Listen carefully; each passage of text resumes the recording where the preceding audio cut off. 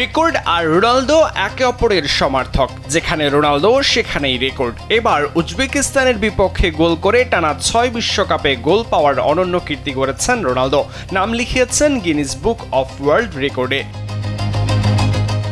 ২০০৬ সালে নিজের অভিষেক বিশ্বকাপে ৬ ম্যাচে ১ গোল, ২০১০ বিশ্বকাপে ৪ ম্যাচে ১ গোল, ২০১৪ বিশ্বকাপে ৩ ম্যাচে ১টি এবং ২০১৮ সালে ৪ ম্যাচে করেছিলেন ৪ গোল, ২০২২ সালে করেছিলেন ১টি, ২০২৬ সালে এসে আবারও জোড়া গোল করে রোনালদো অনন্য এক রেকর্ড গড়লেন।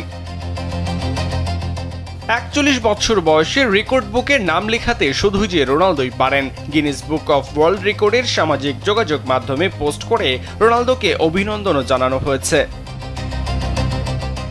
২০ বছর আগে শুরু হওয়া যাত্রা ২০২৬ সালে এসেও প্রবাহমান। ১০ গোল করে পর্তুগিজদের বিশ্বকাপ ইতিহাসের অন্যতম সেরা গোলদাতা এখন CR7। তবে রোনালদো ভালোই জানেন কীর্তিমানের তো মৃত্যু নেই, তাই রোনালদো বোধহয় কীর্তি গড়তেই বেশি পছন্দ করেন।